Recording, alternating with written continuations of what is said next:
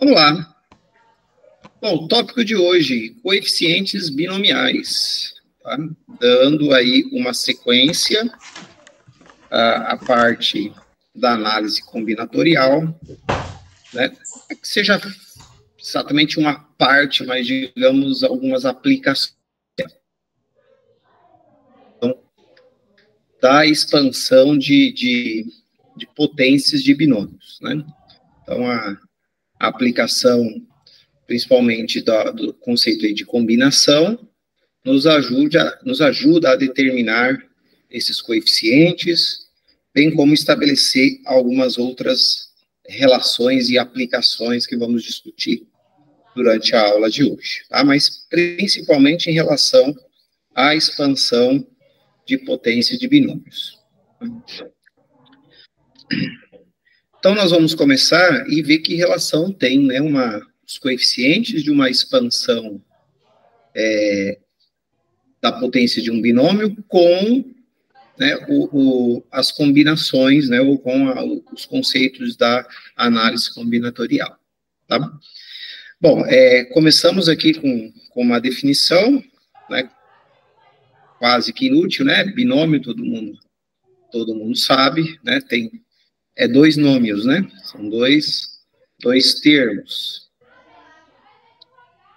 destacar aqui. Destaque. Que cor mais estranha, peraí. Isso, né? São dois termos. Aqui vamos representar, então, por dois valores, A e B.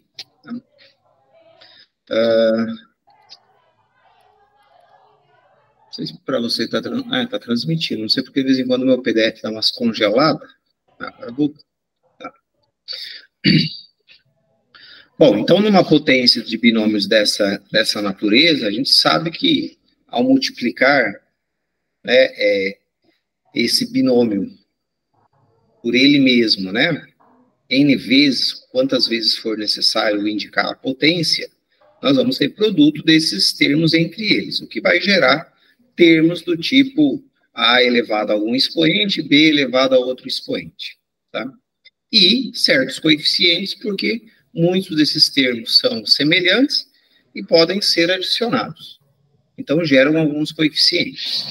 O que, né, nós vamos estudar é como determinar esses coeficientes sem precisar necessariamente fazer a expansão e multiplicação e simplificação de todos esses termos para descobrir esses coeficientes, que também seria uma maneira, né? Expande a multiplicação, acha todos os termos, simplifica, achou os coeficientes. Né? Não deixa de ser um jeito, mas queremos um jeito mais prático para isso. Então, para discutir essa metodologia, essa relação com a análise combinatorial, vamos pegar um caso específico desse A mais B elevado ao cubo, tá? Que é o A mais B 3 vezes ele mesmo, e vamos expandir, né, e ver todos os termos desse produto. Tá? Então, é claro que, né, na multiplicação desses três, do binômio por ele mesmo 3 vezes, nós vamos ter, em algum momento, o A que multiplica o A do primeiro, que multiplica o A do segundo, que multiplica o A do terceiro, então vai ter um triplo A. Né? Em alguns momentos eu vou ter 2A e um B, isso pode acontecer quando eu pego o A do primeiro com o A do segundo, o B do terceiro. Ou posso pegar o A do primeiro, o B do segundo e A do terceiro. Então, vou ter alguns termos em que o A vai aparecer 2 vezes. Eu seleciono 2 vezes o A em 2 desses binômios e um deles eu escolho o B. Quando eu escolho no último, fica isso aqui, AB. Quando eu escolho no segundo, ABA. Quando eu escolho no terceiro, BA. Claro que esses termos nessa ordem, tá, até indicam, né, de qual binômio cada uma dessas letras foram escolhidas. Porém, são termos equivalentes, né? Essa ordem, então, a ordem aqui no produto, pouco vai alterar, tá? E o que tiver repetido, a gente pode escrever na forma de potência. Então, de qualquer modo, aqui a gente poderia escrever como A ao quadrado B, né? Então, todos aqui representam A ao quadrado B, só que construído a partir de escolhas de binômios diferentes na hora do produto. Claro que também nessa distribuição da multiplicação em relação à soma, vamos ter termos que tem 2 B's, né? B vezes A, ou B vezes A vezes B, tá? Vão ter ternas, tá? Em que o B aparece 2 vezes, ou que o A aparece uma única vez, tá? E vou ter terna, uma única terna, né? Em que o B aparece 3 vezes, ou que o A não aparece nenhuma. Então, a gente pode olhar esses quantitativos dos termos A e B do binômio nessas ternas, né, que vem do produto de cada um, de cada termo de cada binômio nessa expressão, ou do ponto de vista das quantidades do termo A em cada terna, ou do termo B em cada terna, né? São quantidades complementares. Se eu falo que a terna tem 3A, é porque ela não tem nenhum. Se eu falo que ela tem 2A, as ternas que tem 2A é equivalente a falar das ternas que só tem um B, né? É a forma equivalente, tá? Assim por diante. Por isso escrevi dos dois modos.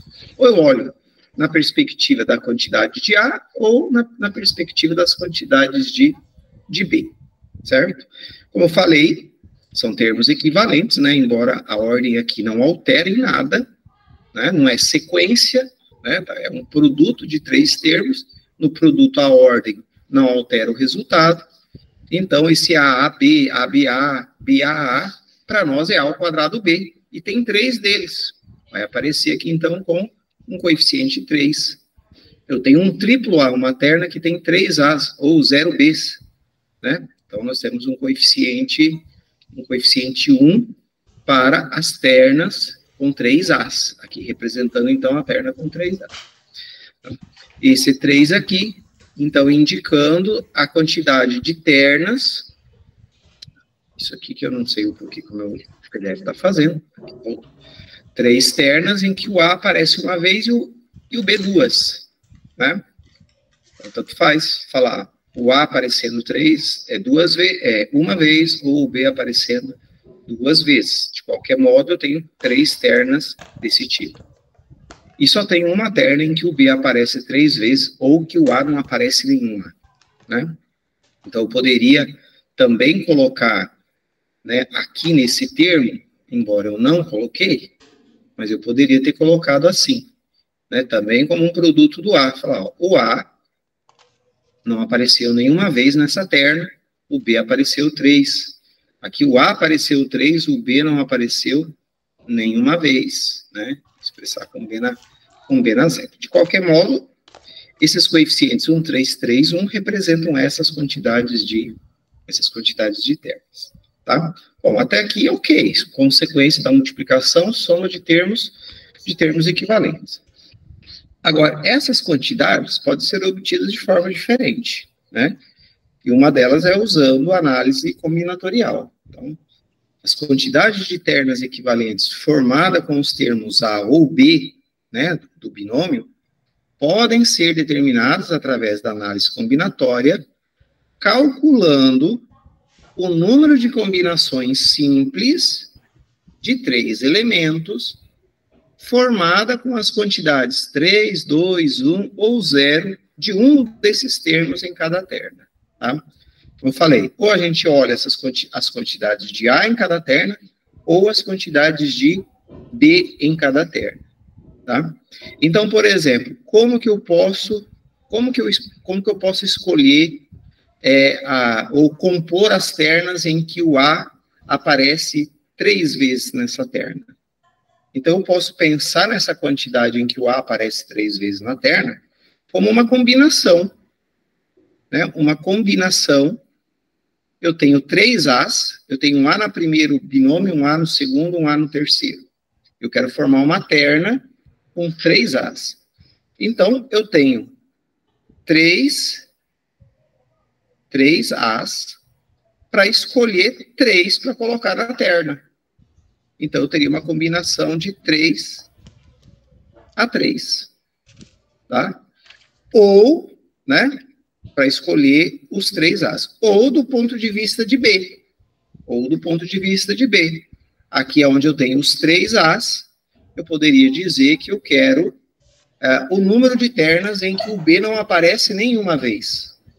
Eu tenho 3 e quero fazer conjuntos, né? Quero fazer conjuntos, já que a ordem não altera, né? A gente pode pensar nisso como um subconjunto, certo? Em que não preciso me preocupar com ordem. Então, eu tenho uma combinação, eu tenho 3 Bs, só que na hora de montar a terna eu não quero pegar nenhum deles. Então, eu tenho 3 elementos, mas não quero pegar nenhum. Então, eu posso olhar do ponto de vista de pegar os As, né? De pegar os 3 As, tem 3 para pegar 3, ou do ponto de vista de pegar o B, né? Aqui seria o B. Do ponto de vista de pegar B, não olhando para o A, olhando mais para esse 0 de B, não quero pegar nenhum B. Então, eu tenho 3, não quero pegar nenhum. Então, essa combinação de 3, tomado 0 a 0, que seria de não escolher nenhum B na hora de pegar, né, de formar essa terna, ou, né, de ter 3A e querer formar uma terna com 3 As, tá? Tanto uma combinação quanto a outra vai me dar essa quantidade.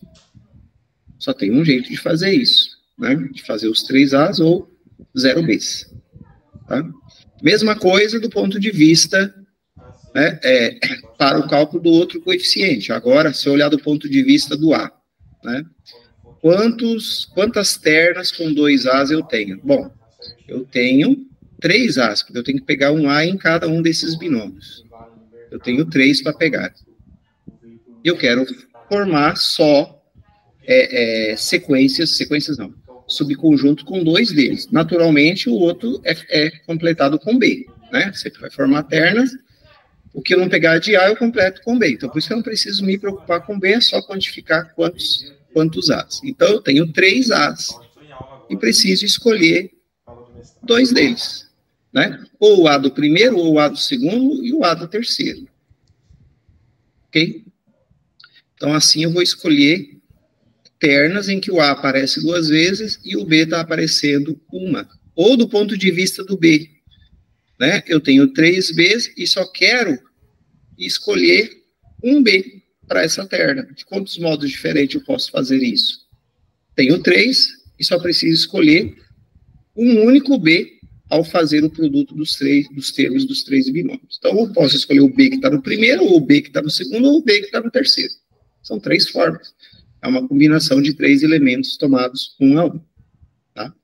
Então, eu posso olhar para essas quantidades, que são os coeficientes dessas ternas, como combinações, né? De quantas maneiras eu posso, a partir de um conjunto de 3 elementos, combiná-los, né? Ou 3 a 3, ou 2 a 2, ou 1 a 1, ou 0 a 0.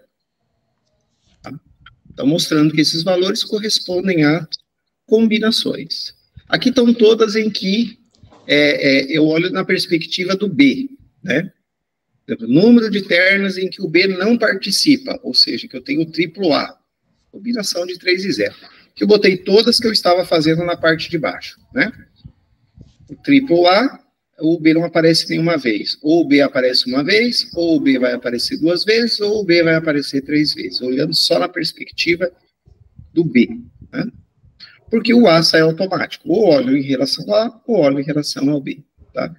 Então, o B aparece uma única, não aparece nenhuma das vezes, não participa. É quando eu tenho o A ao cubo, combinação de 3 e 0. Ou ele vai aparecer uma única vez, então vão ser essas ternas aqui, do A ao quadrado B, combinação de 3 e 1 é a quantidade, combinação de 3 e 2, combinação de 3 e 3. Lembrando que combinação, uma outra notação de combinação, né, é essa forma aqui, né? Expressar uma combinação de N elementos tomados P a P, né, como sendo, ou usando esse parênteses, né? Isso aqui também representa a combinação de N elementos tomados P a P. É uma notação para combinação. Professor, então quando você faz a combinação, esse número que está gerando é o coeficiente ou é quantos termos eu tenho? É a mesma coisa. Ah, é a mesma coisa? É a mesma coisa, porque o coeficiente diz quantos termos daquele mesmo tipo você tem. Né? Porque aqui eu tenho, ó, 1A ao quadrado B, aqui mais 1A ao quadrado B, né? E aqui mais 1A ao quadrado B. Então, quando eu somar esses 3 termos, vou ter o coeficiente 3. Diz que eu tenho 3 ternas em que o A aparece 2 vezes e o B aparece 1.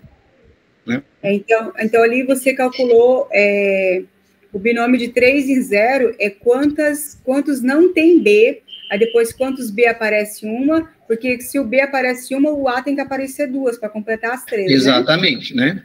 Porque eu não preciso pensar no cálculo do A junto com o B, porque eu sei que na hora do produto, eu tenho que pegar um daqui, né, com alguém daqui e com alguém de lá. Então, se eu olhar na perspectiva do B, eu sei que vai ser completado com A. Se eu não peguei B, vai ser o A, né? Se eu peguei o A... você, né, já está escolhendo o B. O B automaticamente já é escolhido, né? Isso, exatamente. Né? Ok? Então, o que dá para perceber é que essas quantidades de termos, né, que são os coeficientes nessa expressão, podem ser determinados à luz, né, da análise combinatorial através do cálculo de combinação. Né? Esses coeficientes indicam quantas vezes eu posso combinar esses termos para obter ternas com 2, com 1, com nenhuma, né, vezes em que um desses termos participa. Assim, eu posso, então, ao invés de ficar expandindo uma expressão, vamos pegar aqui, deixa eu avançar, por exemplo, aqui por 4, né? Como a gente tivesse aqui um binômio elevado a 4. A mais B vezes A mais B vezes A mais B vezes A, né? Em vez de fazer o produto de todos eles e expandir para depois somar todos os que são semelhantes e chegar nos coeficientes certos, eu já sei que esses coeficientes correspondem a essas combinações. Né? Quantas combinações quantas vezes o A vai aparecer 4 vezes, ou o B não vai aparecer nenhuma? Combinação de 4 e 0, B não aparece nenhuma. Quantas combinações o B aparece? Estou olhando aqui também na perspectiva do B, tá? Quantas vezes o B vai aparecer uma vez? Combinação de 4 e 1. Quantas vai aparecer 2? Combinação de 4 e 2. Daqui vão sair os meus coeficientes. Né? Vão sair todos os coeficientes sem precisar expandir, multiplicar termo a termo, encontrar aquele monte de termos para depois simplificar a expressão. Pulei lá na frente, mas voltando aqui. Tá? Então, está aqui, né, a nossa expansão do binômio, da potência do binômio A mais B ao cubo. Gerou tudo isso aqui. Vimos, então, que esses coeficientes vão ser essas combinações. Tá? Essas combinações podem ser denotadas desse jeito também, né? Usando um parênteses, ao invés da letra C e os 2 índices, NP, tá? Simplesmente coloco os índices NP, né? Sempre nessa ordem, né? Combinação de NP, né? O N em cima, P embaixo, né? Então, o que está embaixo sempre é o P, o que está em cima sempre é o N. O N corresponde também ao índice da potência. Tá? E aqui vai mostrando as quantidades que esses termos vão participando, né? Que um desses termos participa. Né? Ou do ponto de vista do A ou do B. Aqui indicando que o B não participa nenhuma vez.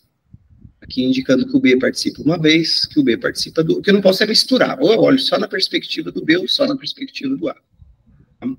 E isso não é regra, tá? Né? Embora, às vezes, alguns livros, que nem eu estou apresentando essa estrutura, tem livro que pode apresentar uma estrutura invertida, né? E trocar essa ordem aqui dos expoentes, né? Dos coeficientes. Então, tem... Desde que, no final de tudo vai dar certo. Então, pode ser combinação de 3 a 3, B ao cubo, A na zero. Né? Podia começar assim. Né? Esse que eu chamei de último podia ser o primeiro. Né? Que daí seria dizer, ao A não participa nenhuma vez, combinação de 3 a 3. Ao A participa uma vez, combinação de 3 e 2. Tá? Então, de lá para cá, quando a gente olha na perspectiva do A, né? Quando eu olho daqui para lá, estou olhando na perspectiva do B. Como a soma, a ordem desses termos não altera o resultado da soma, tanto faz. Por isso tem livro que apresenta na ordem decrescente, né? 3, 3, 3, 2, 3, 1, 3, 0. Outros apresentam numa ordem crescente, 3, 0, 3, 1, 3, 2, 3, 3. Tá? Não há um padrão sobre isso. Até porque não poderia padronizar, senão seria dizer que existe uma ordem certa para essas coisas. Não existe ordem.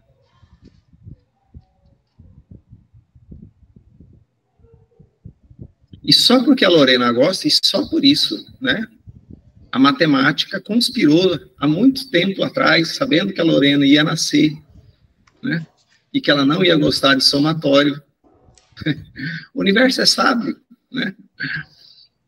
Ela falou, vamos colocar um somatório. Tem um slide, não tem uma matéria que não tem que entrar esse bendito no meio da história, né? Pois é. Então, tá aqui ele de novo, né? Para não fugir da regra. Então, utilizando o somatório, a gente pode simplificar, porque nossa expressão nada mais é do que soma de termos. Esses termos têm um padrão que só muda o índice, né? Que muda só um número em cada termo, né? E esse índice varia justamente com o índice do termo, por exemplo, né? O nosso B na zero com o P na zero, tá? E o A na terceira, né? Aqui o A vai diminuindo, o expoente do A vai diminuindo, do B vai aumentando conforme a quantidade de termos. Então, dá para padronizar isso com o índice I, né? Botando um somatório. Como o meu N sempre é 3, então 3 é o meu limite, ó, o meu P aqui, ó, né? Que na verdade aqui eu chamei de P, aqui eu chamei de I, podia ser P aqui embaixo, né? Ele vai de 0 a 3, então, de 0 a 3, que dentro são sempre combinações, né? 3i, então começa em 0, termina em 3, e no expoente, começa em 3, termina em 0, começa em 0 e termina em 3 para o B. Então, para o A eu posso colocar 3 menos I, e para o B, I. Tá? Se vocês observarem, e vão, a partir de agora, ir observando isso, que a soma dos expoentes do termo A com o termo B sempre dá o mesmo valor, ó, que é o valor de N. Né? Porque um é o complemento do outro, é 3 e 0, 2 e 1, 1 e 2, 0 e 3, sempre a soma dá 3. Quando a gente olha de forma genérica também, né? 3 menos I é o expoente de um, I é o expoente do outro. Se eu pegar um 3 menos I, somar com o expoente do outro, dá sempre 3, independente do I. Então, a soma dos expoentes sempre tem que dar o N, né? Que é o índice da potência. É o índice da potência. Então, veja como é fácil, né? Expressar qualquer combinação, né? Se eu precisar fazer uma potência de A mais B, aí para qualquer A e B, né? Sei lá, na quinta, né? Eu sei que vai gerar um monte de termos, tá? Então, eu já sei que os coeficientes vão ser sempre terna de 5, né? Eu vou pegar um A ou um B em cada um desses binômios na hora de fazer a multiplicação. Então, vou ter ternas, não, vou ter quinas, né? Vou ter um conjunto de 5 elementos, cuja ordem não interessa. Então, quantas vezes o B não configura? Combinação de 5, 0 a 0. Então, eu vou ter, o A vai aparecer 5 vezes, o B nenhuma. Depois eu vou ter combinação de 5 e 1 em que o A vai aparecer 4, o B vai aparecer 1. Tá? E assim vai. Então, de certo modo, tirando as combinações, né, a gente pode ver que o A vai sempre ser de forma decrescente, enquanto que o B vai crescendo, sempre gerando a soma 5. Né? O A reduz para 2, o B sobe para 3. Depois o A vai para 1, o B vai para 4. Depois eu vou ter também um A na 0 e um B na quinta. Né? Então, fica fácil de criar todos os termos. E agora eu sei que os coeficientes também são combinações, né? Aqui era 5 e 1, então aqui vai ser combinação de 5 e 2, esse de 5 e 3, esse de 5 e 4, e esse de 5 e 5, né?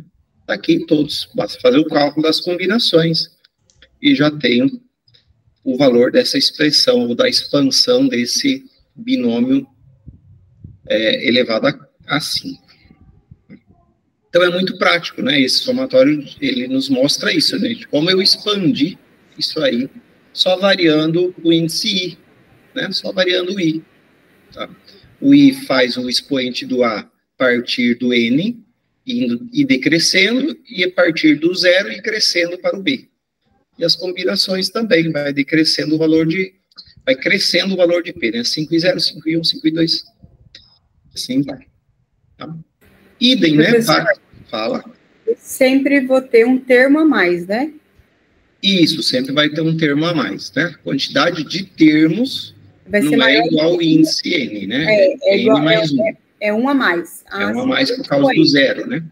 Sim. Isso. Por causa do zero. Então, aqui também, né? Mesma coisa com o 4, fiz lá com o 5, né? Mesma historinha.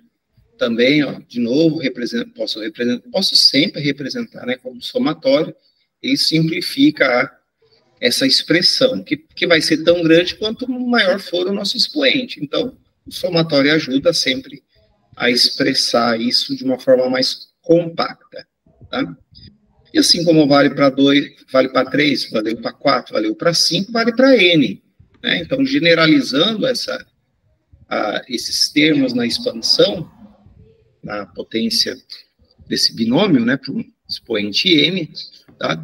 Eu sei que todos os coeficientes vêm das combinações, sei que cada termo tem uma potência de A e uma potência de B, e que a soma dessas potências tem que sempre dar o meu n, que enquanto um vai crescendo, o outro vai decrescendo. Então, só generalizar para um n qualquer. Tá? Esse termo aqui, né, essa fórmula que me dá, né, todos os termos na hora que eu faço a expansão dessa potência, tá? Ela é atribuída a Isaac Newton e é chamada de fórmula do binômio de Newton. Não foram muito criativos no nome, né? Newton fez esse estudo e ficou, até hoje a gente conhece como o binômio de Newton, ou fórmula do binômio de Newton, que é simplesmente a expressão que estabelece todos os termos e os seus coeficientes na expansão de qualquer potência de binômio. Tá? Generalizado. Tá? Cada um desses termos, vamos pegar aqui onde tem termos, né? Cada um desses termos, tá, é chamado, eu posso indicar, né, fazer uma enumeração dos termos, né? Então, aqui, por exemplo, deixa eu pegar um riscador aqui, ó. Esse aqui seria o nosso primeiro termo, né? Depois vou chamar isso aqui de T1. Esse aqui é o termo 2, né? Esse aqui é o termo 3. Tem um termo 3, esse aqui é um termo 4, um termo 5, é o meu quinto termo, tá? Observe que o número de termos, né, ele sempre excede a uma unidade do índice N por conta, né, a gente começar essas quantidades em zero, né? Então, aqui as nossas quádruplas, elas precisam ter aquelas em que o B não aparece nenhuma, 1, 2, 3, 4. Então, o máximo que vai ter é 4, mas o mínimo é 0. De 0 a 4, né, a quantidade é 5. De 0 a N, a quantidade é N mais 1. Então, um termo geral, né, ou a quantidade de termos na expressão sempre é igual a N mais 1. Né? Por isso que o nosso somatório também vai, ó, variando sempre de 0 a N. De 0 a N eu tenho N mais 1 termos, né? São N mais 1 termos. Então, cada um desses termos eu posso representar, já que o índice I começa em 0, né? E quando o I é 0, eu vou ter meu primeiro termo, não é isso? Quando o I é 0, eu tenho o primeiro termo. Quando o I é 1, eu tenho o segundo. Então, posso dizer que esse termo é indicado por I mais 1. Ok? Então, cada um desses termos, né? Cada um desses termos, eu vou chamar de T de I mais 1, com esse I variando com I variando de 0 a N, né, até N. Que faz gerar, então, né, dando origem a N mais 1 termos. Aqui até tem alguns problemas de livro, que confunde muito, né? Eu já vou pegar um na sequência aí, porque a depender de como os livros constroem essa forma do binômio de Newton, tá? Às vezes eles fazem essa inversão, fazem o A crescendo e o B decrescendo, né? Então, é como se o nosso fizesse uma ordem contrária. O último termo fosse o primeiro fosse o último. No final, essa soma né, sempre tende a dar o mesmo valor, é a mesma expressão, a ordem não altera em nada, tá? Só que fica ruim quando você quer enumerar, tipo assim, ache o quinto termo, né? Quem que é o quinto termo? Se você olha, né? Se você olha nessa ordem, né? Ou se vamos pegar aqui o segundo termo, se você tem uma construção do binômio de Newton, em que ele começa em 4 e 4 e vai decrescendo, o meu segundo termo é esse. Agora, se eu fizer uma construção do binômio de Newton do jeito que eu apresentei para vocês, o meu segundo termo é esse, né? O meu segundo termo seria aquele em que o A está ao cubo e o B está na 1. Mas se isso aqui tiver invertido, o meu segundo termo é aquele que o A está na 1 e o B está na 3. Né? Teria potências diferentes. Então, a depender de material para material, né, tem umas diferencinhas com relação a isso. Precisa um certo cuidado, tá? Mas é claro que isso aí, como é sabido, não vão ter nenhum problema no ENC de errar uma situação dessa. Até vocês podem declarar quem é o termo geral, né? Considerando que na expansão do binômio de Newton, o termo geral é assim, né? Então, o meu segundo termo, sei lá, o T2, quando que vai dar 2? Quando o I é 1, né?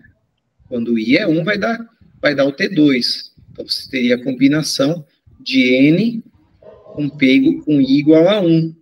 Sei lá qual é o N no caso, tá?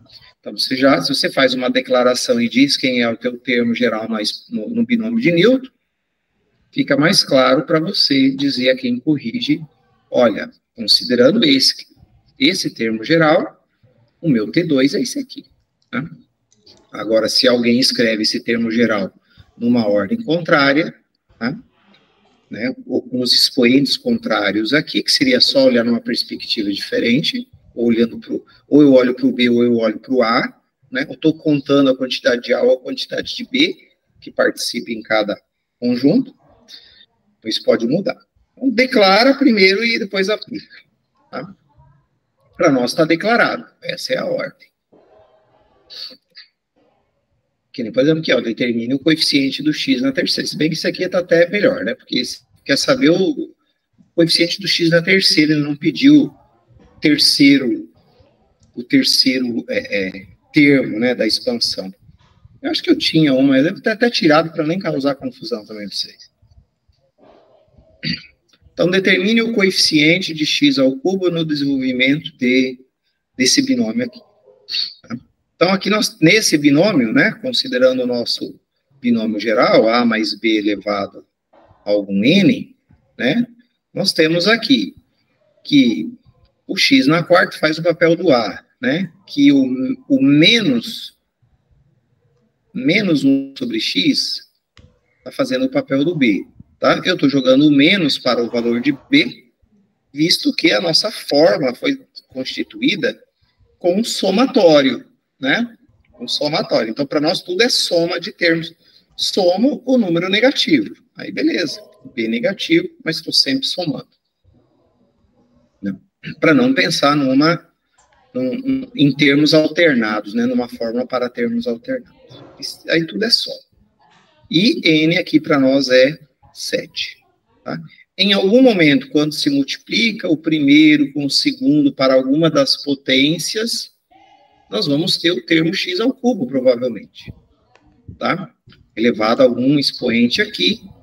Tá? E vai aparecer algum x ao cubo. Quem é o coeficiente dele?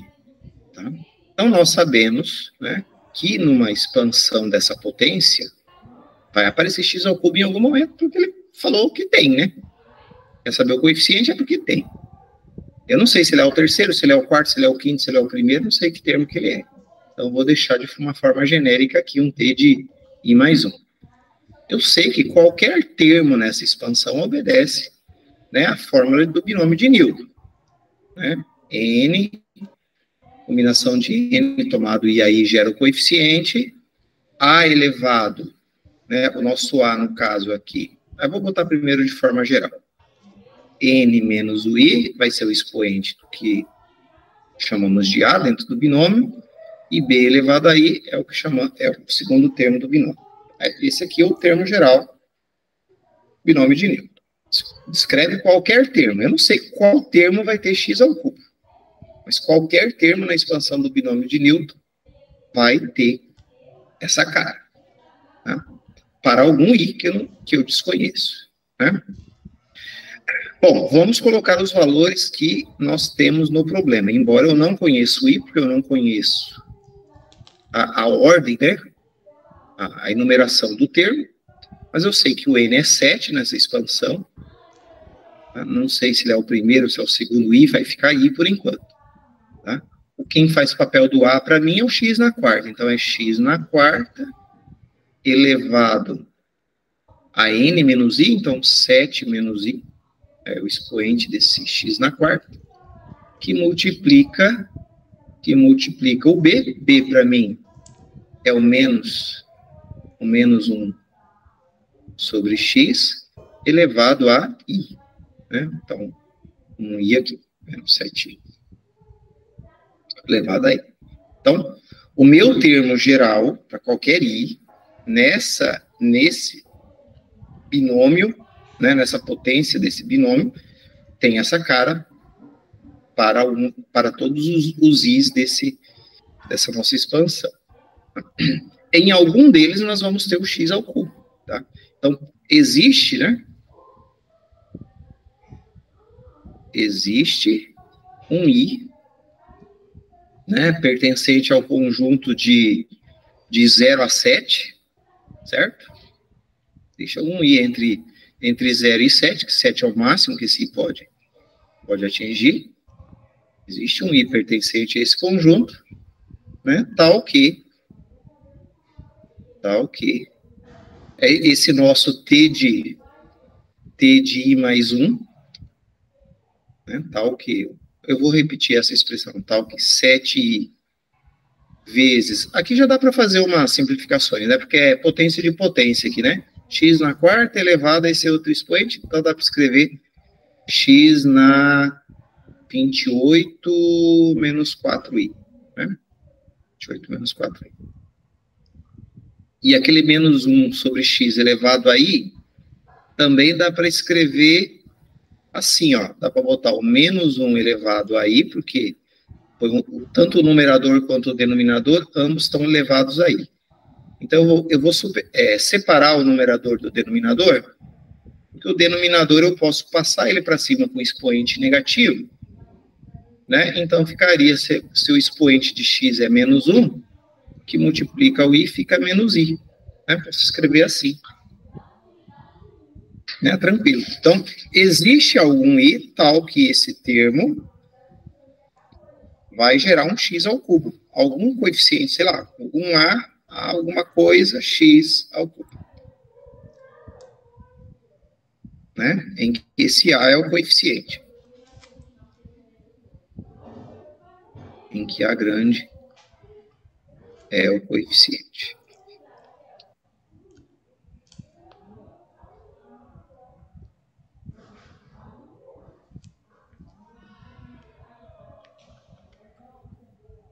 Vou colocar, é o coeficiente a ser determinado, né? É o que pede, de fato, né? Descobrir o valor desse A. Determinado.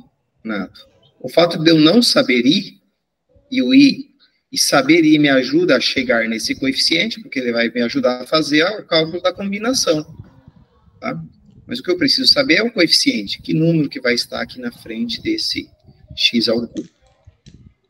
Então, para algum I, em algum dos termos da expansão, eu vou ter alguma, né, o x ao cubo com certo coeficiente, que é o que se pede, determinar o coeficiente do x ao cubo. Tá? Bom, como aqui eu tenho uma expressão,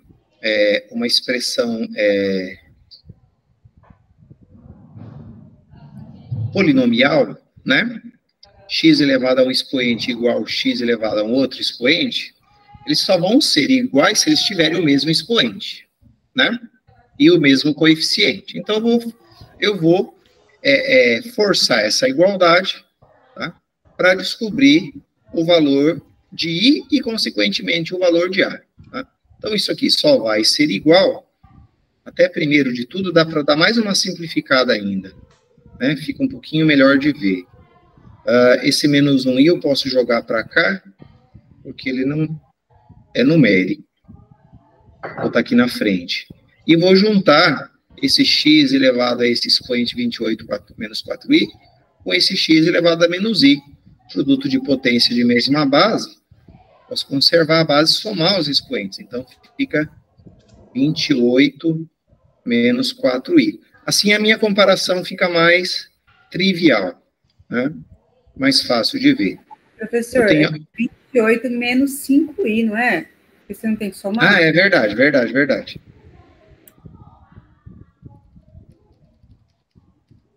Cinco i. Somei, né? Eu falei que ia somar, mas no final não botei a soma. E aqui a x ao cubo. Então, colocando assim, fica um pouco mais trivial a comparação, né? Então, isso aqui só vai ser igual, né? Se e somente se o A, né, valer 7i vezes menos 1 elevado a i, e o 28 menos 5i for igual a 3. Né? Só isso, as duas consequências dessa comparação, de forçar essa igualdade. Tá? Eu tenho um termo polinomial aqui, vai ser igual a esse termo polinomial, se coeficiente e expoentes forem iguais.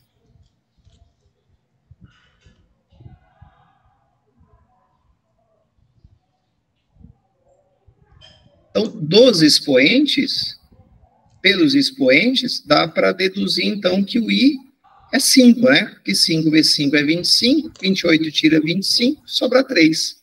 Né? Daqui sai, então, que o I tem que ser 5. Se o I é 5, quer dizer que o termo que eu estou procurando é o sexto termo da expansão. Né? É o sexto termo da expansão. E o coeficiente desse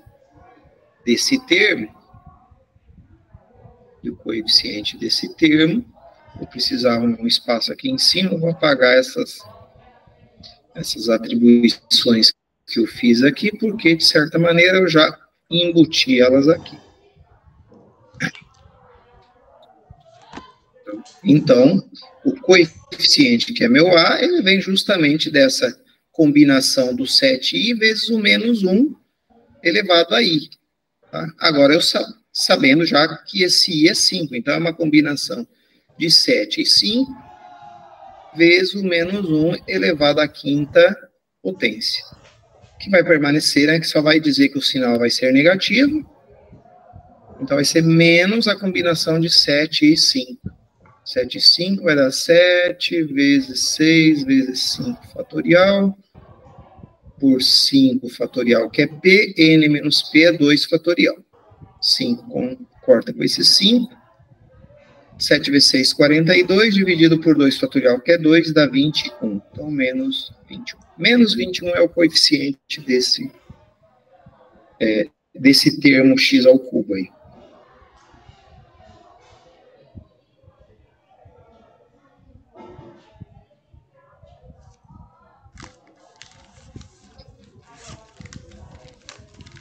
Tá? Então, só mostrando novamente, né, que uma das aplicações da forma de chegar em termos dessa expansão, termos específicos, sem precisar ter que expandir tudo, né?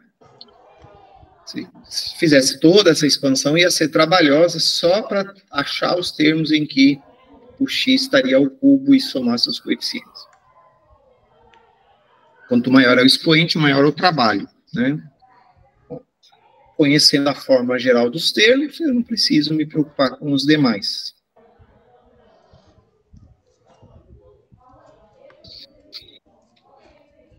Perfeito. Um outro probleminha também bem interessante, né, e didático, inclusive é um dos exemplos apresentados no livro-texto, tá?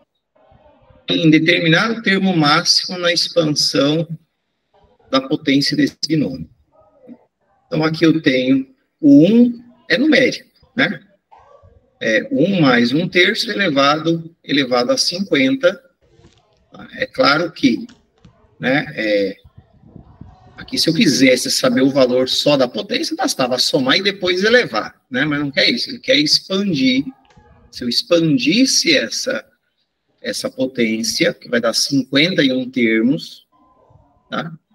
Nessa expansão, um deles terá um termo máximo, né? Que vai ter um coeficiente, né? Um coeficiente com maior valor, ok?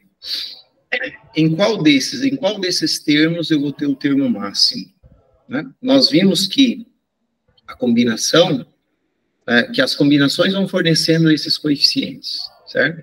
E que esses coeficientes, conforme que são as combinações de n tomado i a i, com esse i variando até n, conforme esse i vai aumentando, né, esses valores vão aumentando, tá? Porém, também dá para perceber, embora a gente não avançou muito, se a gente pegar aqui, nesse que está aqui, tinha todos os valores, ó, né?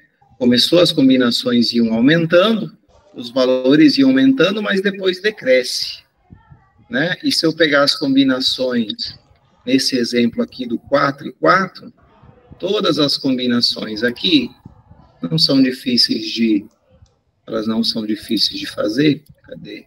Baixinho, né? Chamei de termo 1, termo 2, termo 3. Vou aproveitar aqui e botar os valores embaixo ao invés dos termos. Então, vou colocar aqui. Combinação de 4 e 0 é 1. Só tem um jeito de não pegar nenhum B.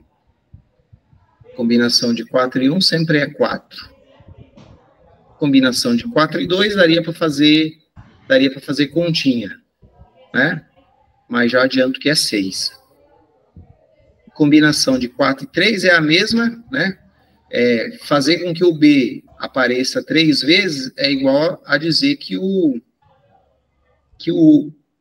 B aparecendo 3 vezes é igual a dizer que o A não aparece só uma, né?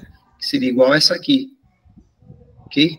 Que é o A aparecendo 3 vezes, o B uma, ou o A aparecendo uma vez só e o B 3. As quantidades são equivalentes, 4. E 4 e 4 de novo. Só tem um jeito de, com 4 elementos, formar um subconjunto com 4 elementos.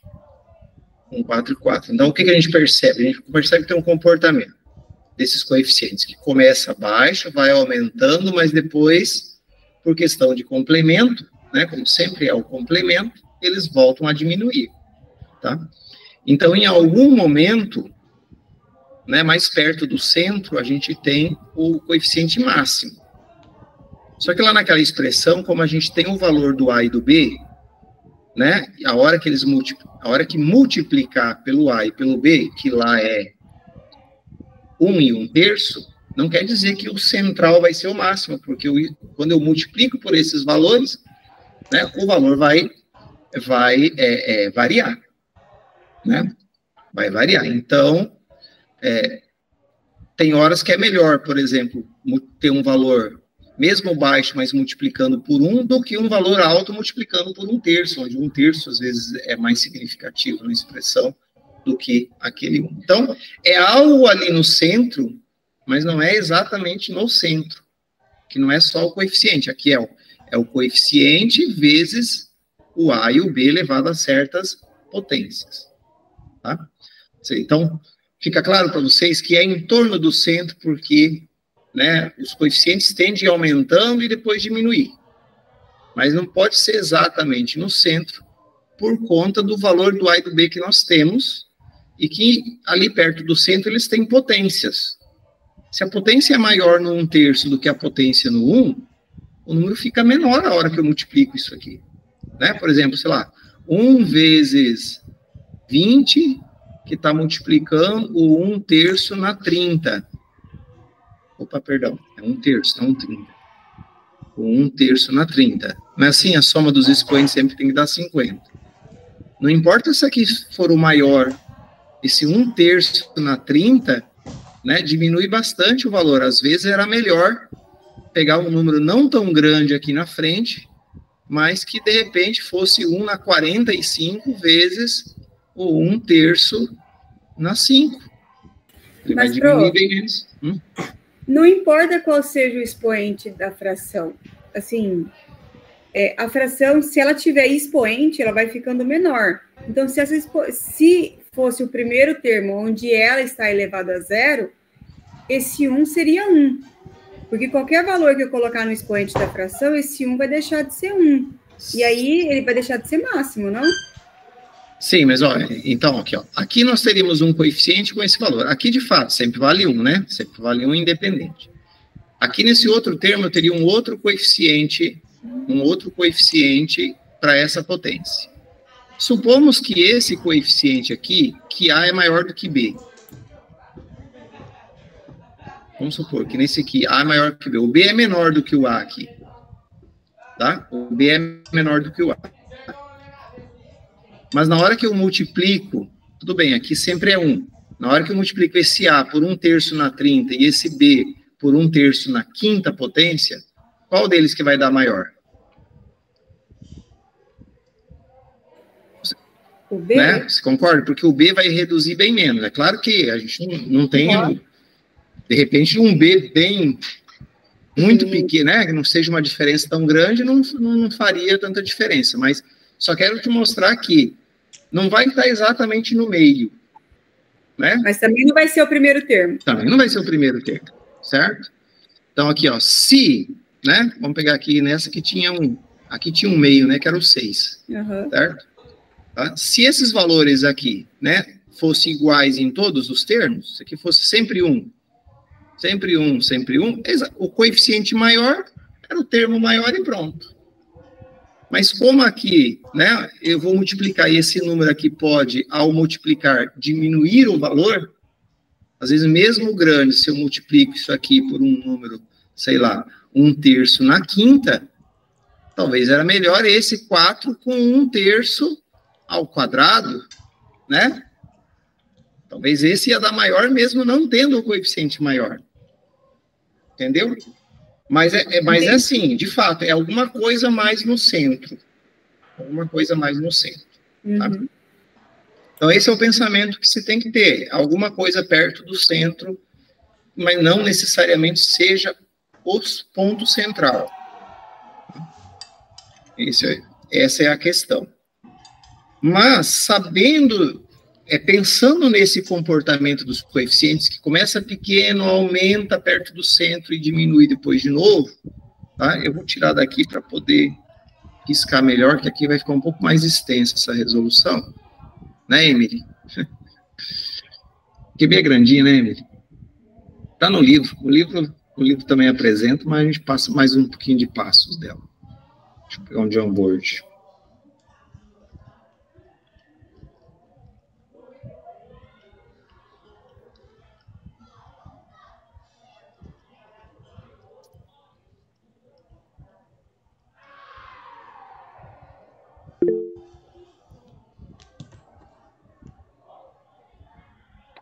Ok.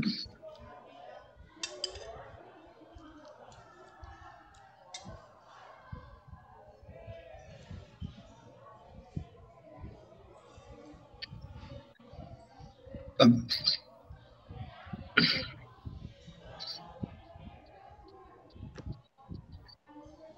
Então, bom, obviamente nessa expansão eu vou começar escrevendo assim, né? Eu até falei que ia ser mais detalhado nas escritas, né? Terça-feira eu comentei isso a pedido aí de vocês. Então, vou começar escrevendo assim. Existe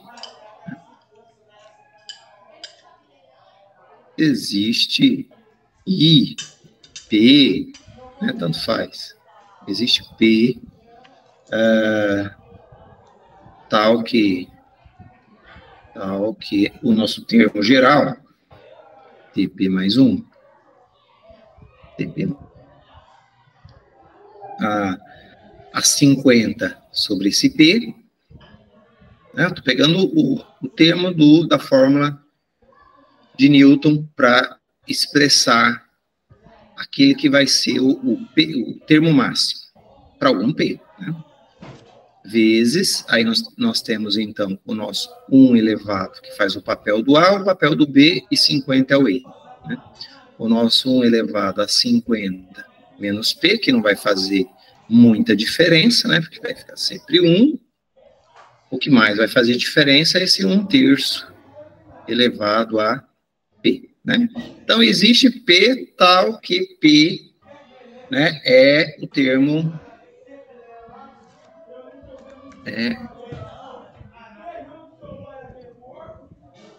máximo na expansão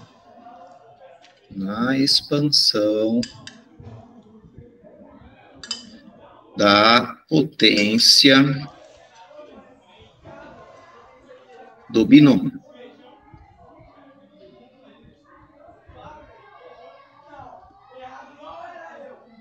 Opa. A potência do binômio. Fica aquela maravilha de sempre. Agora, para qual P é a questão, né? Então, em que P?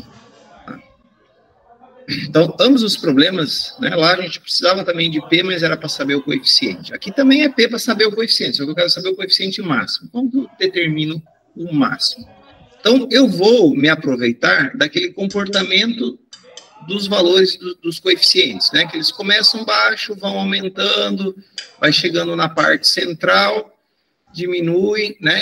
E começam a diminuir de novo até chegar nos mesmos valores que começaram. Então, a gente sabe que tem esse comportamento ascendente e depois decrescente. Então, nossos valores devem estar numa parte mais central. Como que eu vou analisar isso? Se eu tomar, né, ou verificar em que momento essa taxa de crescimento se transforma numa taxa de decrescimento, seria uma maneira, né? Bom, eu cheguei no máximo, eu parei de subir, agora eu comecei a descer, né? Em termos de taxa. Mas taxa é difícil aqui de calcular. Então, nós podemos simplesmente avaliar, tá, a diferença entre dois termos consecutivos. Certo? Eu vou anotar aqui certinho aqui em cima, por isso estou escrevendo aqui embaixo. Se eu tomar a diferença entre dois termos consecutivos, certo? Sabendo que isso aqui tem uma ordem, primeiro começa grande, depois tende a diminuir, enquanto eu tiver um P vai aumentando, tá? O da frente vai ser sempre maior do que o anterior, isso aqui vai ser positivo. Em algum momento, quando eu estou aqui, ó, né, no máximo, tá? Ou sair desse máximo, tá? Isso aqui vai sofrer uma alteração de sinal. Quando eu cheguei, né, no máximo e pegar depois o próximo termo vezes o anterior, que era o máximo, tá? O que vai acontecer? O da frente é menor do que o anterior, e isso aqui vai ficar negativo. Então, o meu máximo vai acontecer a hora que essa diferença entre termos consecutivos fazer uma inversão de sinal, né? Deixar de ser positivo, porque enquanto é crescente, essa diferença entre eles sempre é positiva, tá? E passar a ser decrescente. Falei, opa, agora comecei a entrar no comportamento decrescente dos valores. Então, o meu máximo aconteceu ali, né, nesse ponto, tá? Então, é pensando no comportamento e nessa estratégia de analisar a diferença, o sinal da diferença, que a gente consegue resolver. É uma proposta de solução para esse problema aqui, tá? Então, dito tudo isso, eu vou anotar agora bonitinho para ficar um texto mais aceitável, tá? A gente pode até anotar o que nós discutimos, né? Considerando o comportamento, para dizer de onde saiu, por que eu vou analisar essa diferença, né? Considerando o comportamento. Porque essa é a sacada para buscar o P que vai me chegar no max. Comportamento da variação. Da variação dos valores dos coeficientes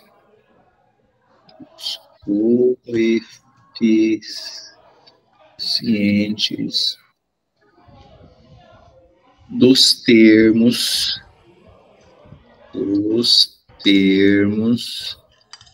numa expansão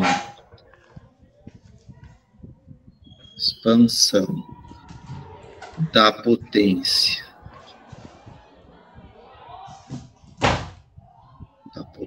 de um binômio, né, isso independente do binômio, o comportamento dos coeficientes é o mesmo, né, do binômio, podemos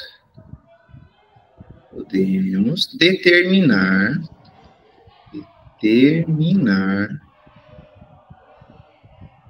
o valor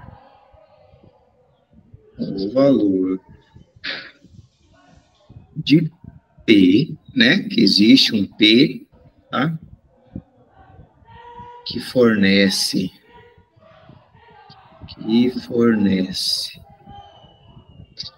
um termo máximo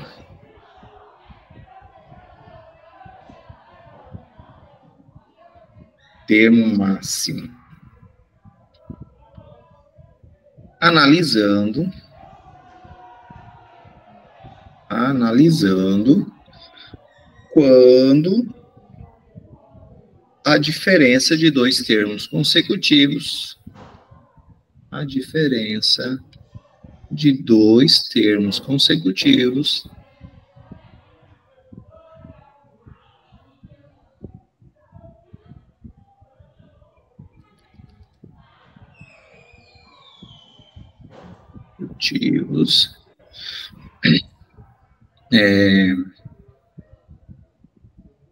podemos colocar aqui agora, né?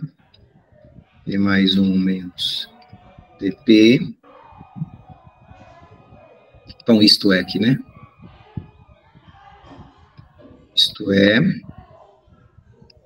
mudar de sinal.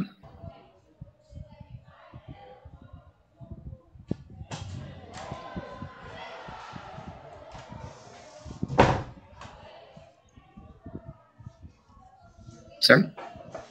Mudar de sinal. Mudar, inverter.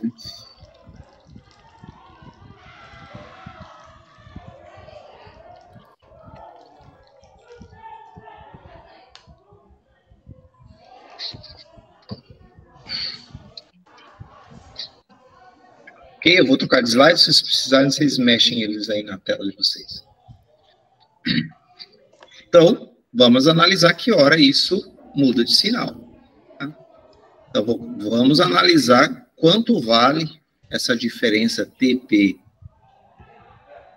T com índice P mais 1, menos o T com índice P. Já que, né, existe um termo genérico, né, geral, para esses dois termos, né? O índice P mais 1 e o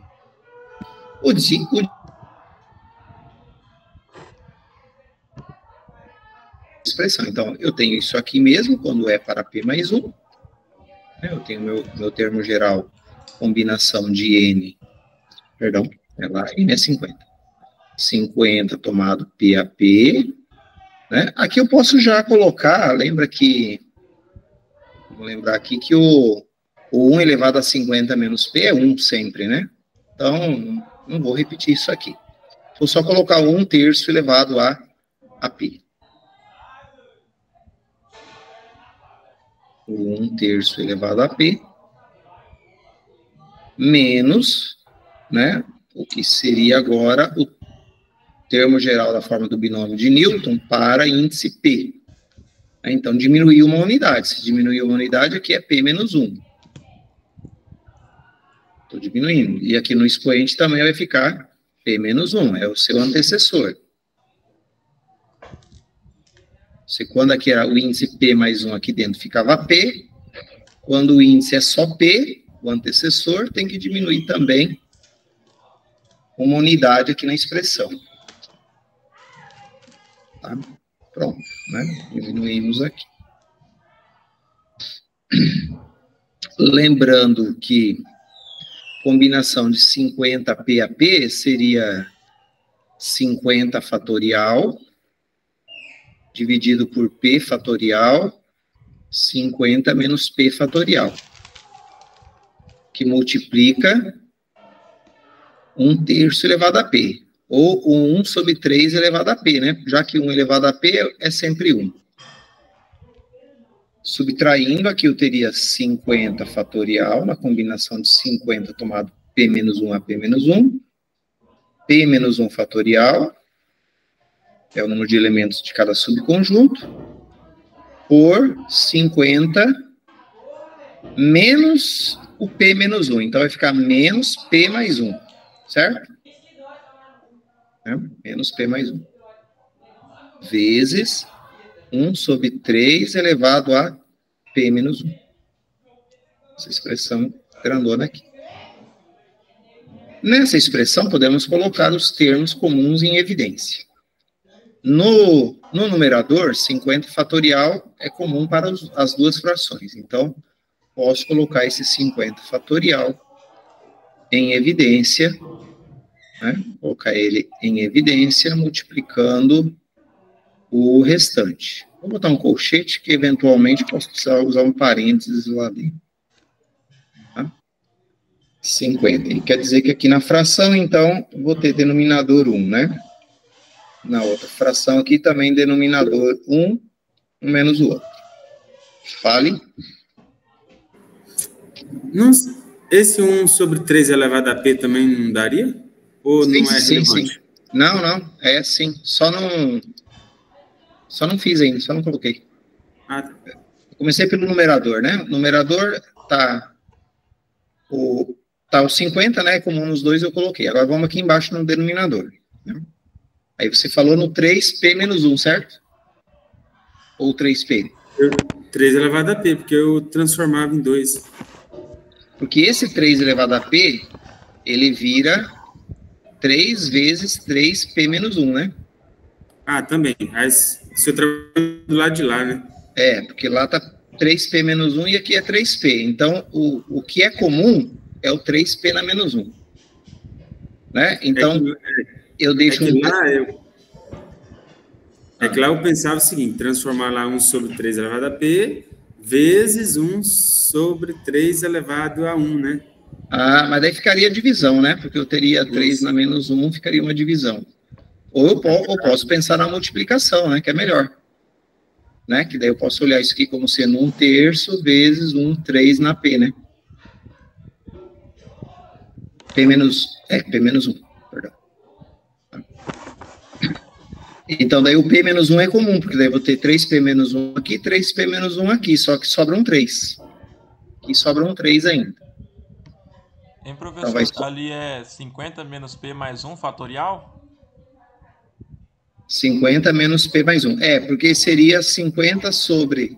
Aqui seria 50 menos o P menos 1. Mas tem o fatorial, né? Ou não?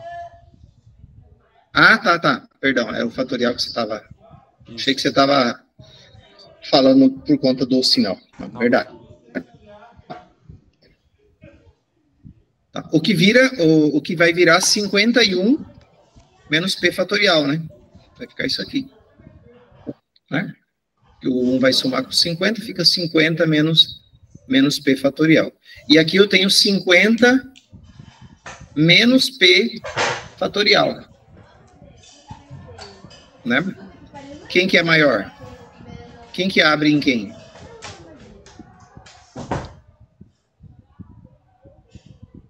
É o 50 menos P fatorial, que se eu abrir ele Eu chego nesse ou é esse que se eu abrir o fatorial eu vou chegar em 50 menos P? É o 51 que chega no 50, né? É isso, né?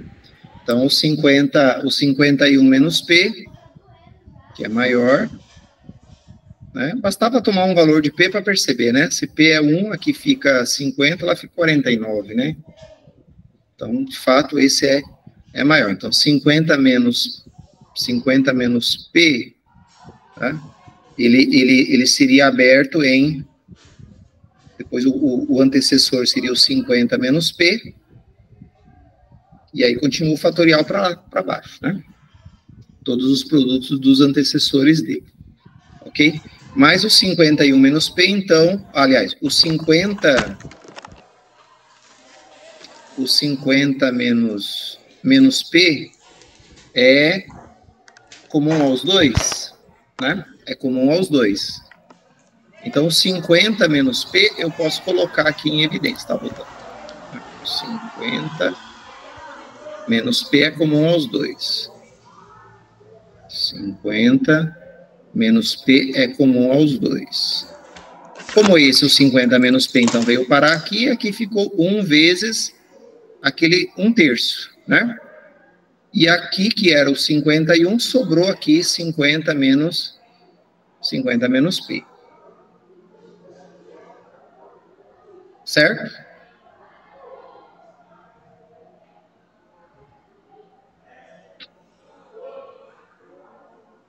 Acho que tá tudo aqui, né? Ah, não, tem o P fatorial aqui ainda, né? Tem P fatorial aqui e P menos 1 fatorial. P menos 1 é o antecessor. Então, o antecessor é comum para os dois, né? Porque isso aqui não chega a dar P fatorial. Então, P menos 1 eu posso colocar em evidência, né? P menos 1, eu coloco ele aqui. E aqui, então, eu tenho P. Que daí, P menos 1 vezes P, quer dizer, P menos 1 fatorial vezes P, vira P fatorial. E P menos 1 fatorial vezes, o que eu vou chamar aqui de 1, fica o P menos 1 fatorial que aparece aqui na frente. Então, ficou isso aqui, ó. Vou botar um 1 para esse 3 também, tá? Que fica melhor. Então, ó, quando faço isso aqui, né? Vezes... O que eu falei que eu ia colocar? Tá faltando colocar aqui o 3P na menos 1, né? 3P na menos 1. Certo? Tá aqui. Ok? Então, isso aqui, quando multiplicar por isso aqui, ó. Ok? Vira o P menos 1 fatorial, 3P na menos 1, e vira 51 menos P fatorial. Quando multiplicar por esse 3 vezes P, o P com P menos 1 vira o P fatorial, 50 menos P está aqui, e o 3 vezes 3P na menos 1 vira 3P, elevado a P. Está tudo aí agora, né? Todos os terminhos aí. Bom, lembrando que nós estamos querendo estudar a variação, né, de sinal. Bom, aqui nunca vai dar negativo. 50 fatorial, 1 positivo. Isso aqui, o P varia, lembra? De 0 a N. Então, isso aqui sempre, e o N é 50. Isso aqui sempre é um número positivo. Sempre vai ser número positivo. Sempre vai ser número positivo. Tá? Então, nós não temos aqui jeito de dar número negativo por conta dessa expressão aqui. Onde que pode dar um valor negativo? A depender da expressão. Aqui, né? Porque aqui eu tenho uma subtração de 2 valores. Esse valor menos esse valor, a depender do P, isso aqui pode dar um valor negativo. Tá? Então, a minha variação de sinal depende do estudo do sinal do que está aqui, ó, dessas duas frações. Tá bom? Então, nós vamos nos concentrar na avaliação do sinal dos valores de P que podem fazer o sinal inverter nessa expressão, que é só ali que pode acontecer alguma variação. Vou deixar anotado isso.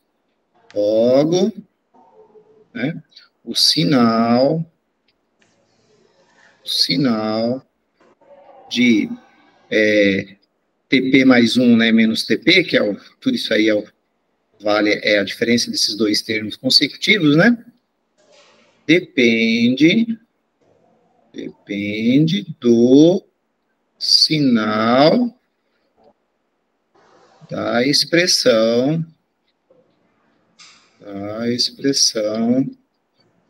1 sobre 3P menos 1 sobre 50 menos P.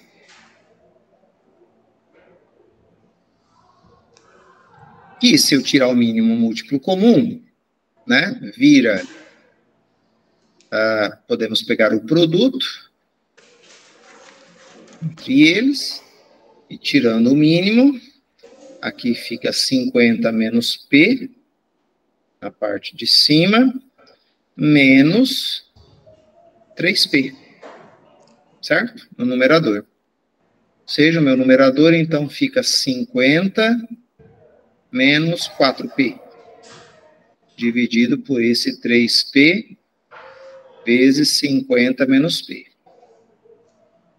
Tá? De novo, como o P, no máximo, ele vai ser 50, tá? Ou no máximo pode chegar a 50, né? Aqui não vai nem poder ser 50, né? Nem P0 e nem P50, você não zera a expressão, né? Então, vamos colocar aqui para P igual a 0, diferente de 0, e P diferente de 50, nos quais nós já sabemos que também não é os pontos de máximo, porque é nos dois valores em que o comportamento dos coeficientes é mínimo, né? A gente procura um valor lá intermediário. Para os demais valores, isso aqui sempre é positivo, e isso aqui sempre é positivo. Então, se tiver algum valor negativo, vem da parte do numerador. Tá? Então, dessa expressão que vai me interessar, né, mais especificamente, é a variação do numerador. Tá? Mais especificamente,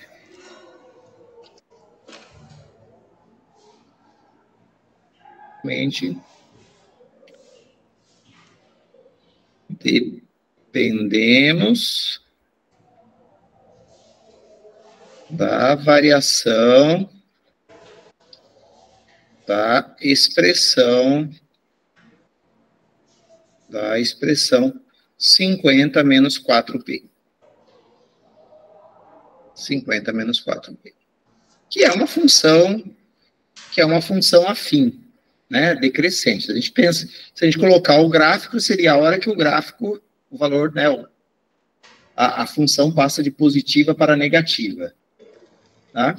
Ou, lembrando que nosso P é um número inteiro, e isso pode acontecer no número não inteiro, né, na função P é contínuo, né, P é número real, né, e aqui o nosso problema é discreto.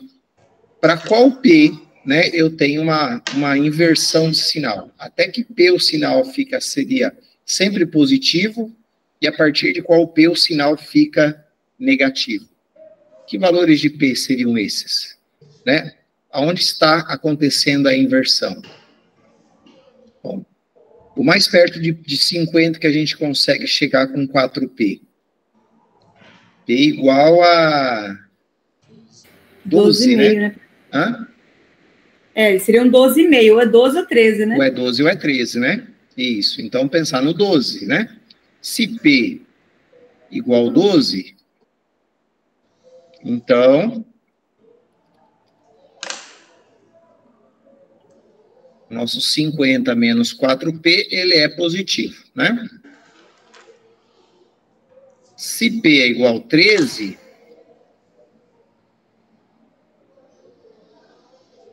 então 50 menos 4P, 13 já passa, né? Porque vai dar 52. O sinal fica negativo, porque eu não quero saber o valor, só quero o sinal. Então, o sinal fica negativo, tá? Então, para qual P eu tenho o termo máximo? 12, né? Porque lembra lá o comportamento da função, tá? Ficou negativo porque eu peguei, eram dois termos consecutivos. Eu tive que pegar um de menor valor, menos o anterior, que era maior, para poder ficar negativo. Então, ele acontece no de trás, né? No menor. Então, é no 12. Porque no 12 ainda dava positivo. Quando eu pegava dois termos consecutivos, era como se pegasse aqui. Aqui está o termo 12, né? Aqui o valor da função. E aqui estaria o termo 11. Né? Quando eu faço a diferença, dá positivo. Agora, quando eu venho para cá no termo 13 para o 12, já ficou negativo. Então, aqui que mudou de sinal, então o 12 é o meu máximo. Né? É o máximo termo. Então, portanto, em P igual a 12, tem-se o termo máximo.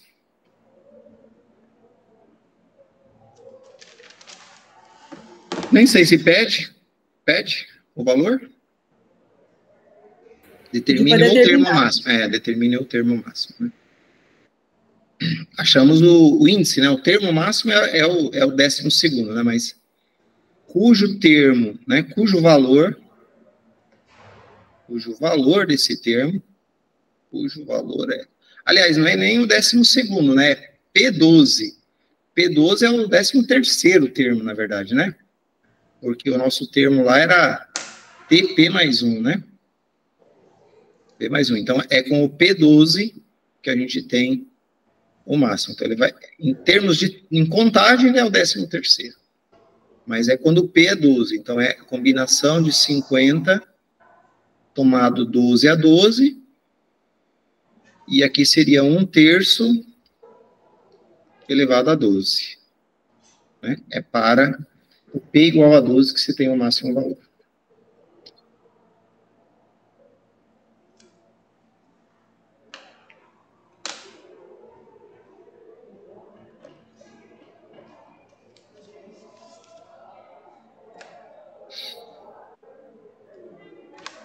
Ok? Então, é um probleminha bem interessante aqui no sentido de que o truque, né? Ou truque não, né? Pensar em como chegar, em como maximizar, em chegar no termo máximo, né? Comparando o que seria também uma taxa, né? Porque a gente está assim, pegando a variação dos valores do termo para cada variação de P, né? Só que a variação de P é de 1 em 1. Então, essa divisão seria por 1 também, né? Isso que interessa é só a diferença de dois termos consecutivos. Mas é no sentido de análise de comportamento da função. E aí essa função seria uma função discreta em que teria os valores desses coeficientes. O comportamento é aquela curva, a princípio, crescente, e depois, em certo ponto, ela começa a decrescer, né? Tem um platô lá em cima. Em alguns casos, ela fica reta, né? Ela sobe assim, lá em cima ela tem dois valores iguais. Estou fazendo em linha, né? Mas não é nada contínuo, né? Quando tem números pares, ele dá dois iguais e depois começa a decrescer. Quando tem quantidades ímpares, a gente chega num valor máximo, que é o valor central. Para quantidades ímpares, você tem um centro, né? Para quantidades pares, eu não tenho um centro. Não tenho um termo central, né? Tenho os dois termos centrais. Eu estou botando em linha só por conta do comportamento, mas se fosse expressar, eu tenho um conjunto de pontos, né? Que se comportam como esse alinhamento. Voltando. E como dá para perceber também, né? Lembra que eu falei que era alguma coisa indo para o centro, mas não era o centro. Ó. Porque se eu pensar em centro, os termos centrais, né, estariam lá no termo 51 aí, né? Cadê o que? O 25, 26 ou 24, 25? 24, 25, né? Começa no 0. Hã? 25, 26. Não, tá certo. 25, 26. Começa pensando no 1, né? Pensando no primeiro termo, chamando de 1 e não de índice 0. 25, 26. Perfeito. Né? Então, a princípio, se eu fosse olhar só pelos coeficientes, eu estaria buscando o valor ali, termo 25, termo 26. Mas, como também ele multiplica por esses valores, né, nós temos os valores de A e B no binômio, por isso que acabou dando no 13º termo, eu tenho já o valor máximo na expansão.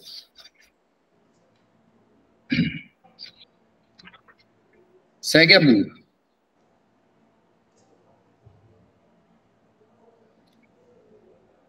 Bom, aqui tem algumas expansões, né, listadas para diferentes potências.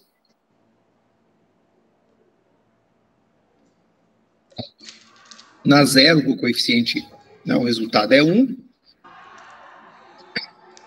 Mas coloquei também um n igual a 0.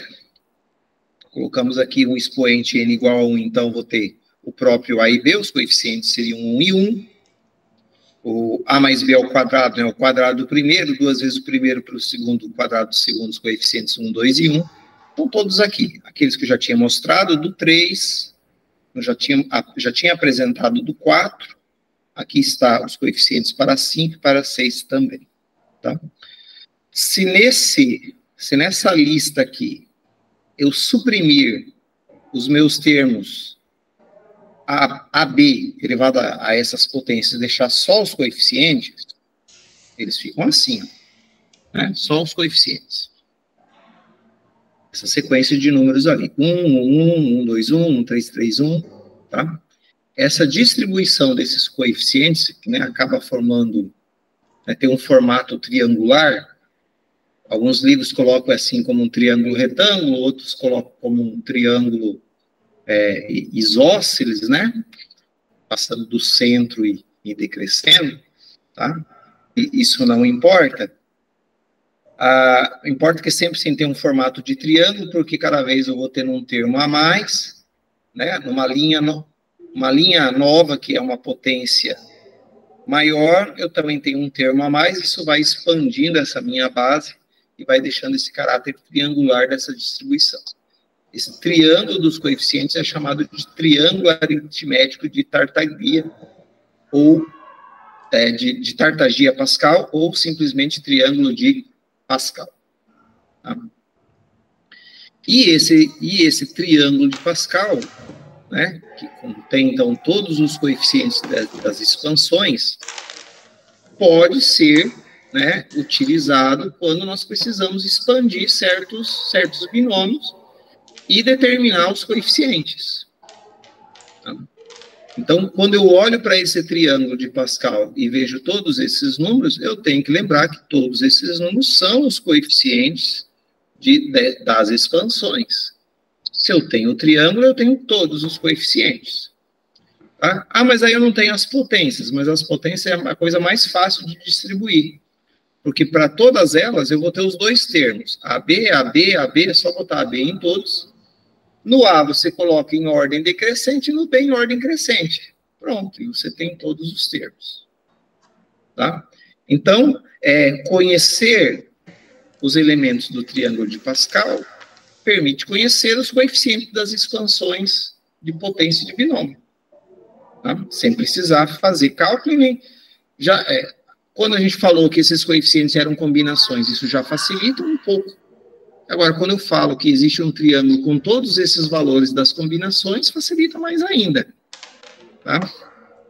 Porque basta eu ter os valores do triângulo, eu tenho os valores de todas as combinações que eu preciso lá para determinar os coeficientes. Aqui está um slide com uma construção mostrando, né, todos os valores, aqueles valores associados a que combinações que elas estão associadas, né? A combinação, se a gente olhar, então, né, nas linhas, né, cada linha é de uma potência, de um valor de n, certo? O valor de n, lembra que na combinação é sempre a combinação de n tomado P a P, o P está em cima, o n está embaixo, né? Então, aqui, ó, o n é fixo em cada linha, e eu vou variando a coluna é o P, né? Nas colunas estão os valores de P, certo? Nas colunas estão os valores de P, e nas linhas estão os valores da potência, do N. Então, linha 0, linha 1, linha 2, tá? Linha 3, ó, todo mundo N3, e só vou variando os valores de P. Então, é a coluna do P0, coluna do P1, coluna do P2, linha 0, linha do N0, linha do N1, linha do N2, tá? Então, lembrando que para cada linha está associado ao expoente do binômio.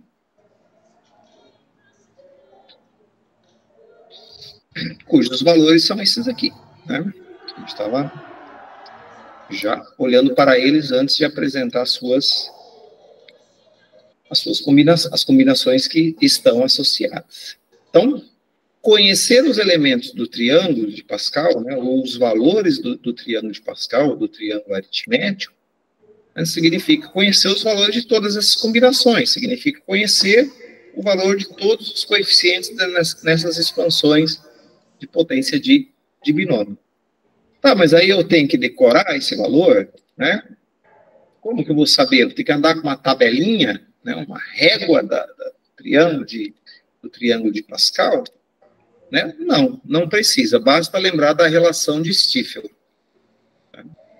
A relação de Stiefel nos mostra, né, uma propriedade válida aqui no triângulo de Pascal, e que, a partir dessa relação, eu consigo construir o triângulo inteiro, tá? Dominando essa relação. O que diz a relação de Stiefel?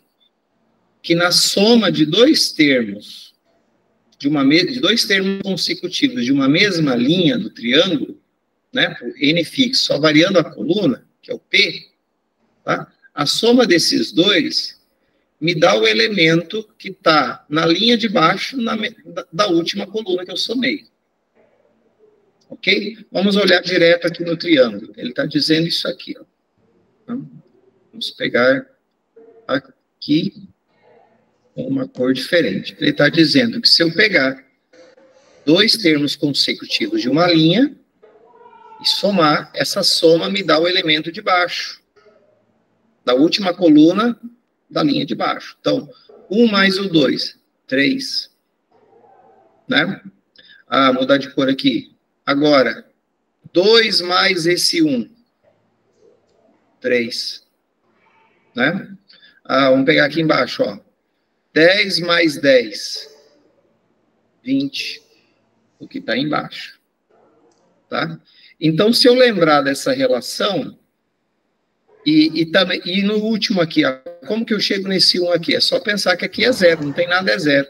Então, esse 1 mais nada, né? Podemos pensar no nada aqui, no 0, certo? O 1 mais 0, tá esse 1 que está embaixo. Ou pensar no óbvio. No triângulo de Pascal, sempre toda a linha começa com 1 e termina com 1. Né? Então, a primeira, como só tem um elemento, né, coincide o início e fim, terminando e iniciando com 1. Então, com esse conhecimento e com essa relação de Stiefel, eu construo o triângulo de quantas linhas eu quiser. Eu sei que começa com 1. Né? Na próxima linha é o quê? Começa com 1 e termina com 1. Então, só pode ser 1 e 1. Começa com 1 e termina com 1 de novo, mas aqui eu já posso aplicar a relação de Stiefel. 1 mais 1, 2. 1 mais nada, 1. Acabou. Né? Cada linha aumenta um número. Tá? Começa com 1, sempre começa com 1. 1 mais 2, 3. 2 mais 1, 3. 1 mais nada, 1. Chegou no 1, terminou. Tá? Começa com 1.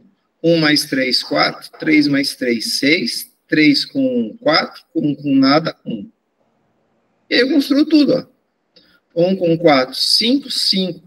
4 com 6, 10. 10. 6 com 4, 10 de novo. 4 com 5. E 1 com nada, 1. Tá? Pois vem 6, 15... 20, 15, 6, 1. O que já tinha ali, né? Agora uma nova que não tinha, então. 1, 7. Agora 6 com 15, 21.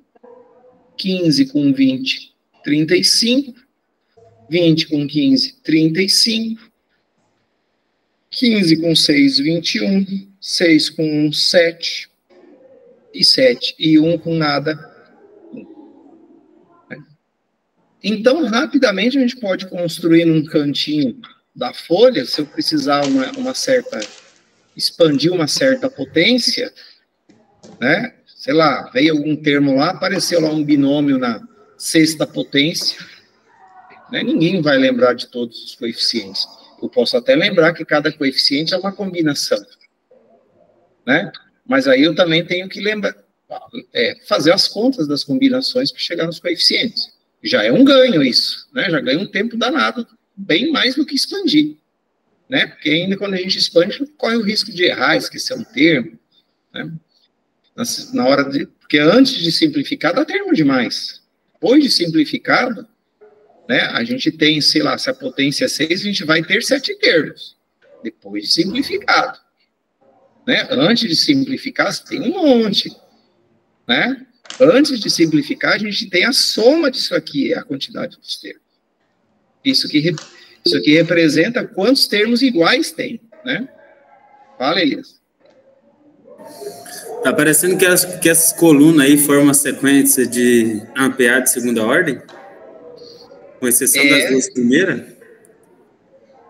Sim, mas as duas primeiras também não são exceções, né? Porque se eu olhar aqui, a sequência é constante. Então, é uma PA de ordem 0. Se eu olhar isso aqui, é uma PA normal, né? A normal de ordem que a gente quer seria a PA de ordem 1. E se eu olho aqui, já é uma PA de ordem 2, né? Porque se eu pegar nas diferenças aqui, né?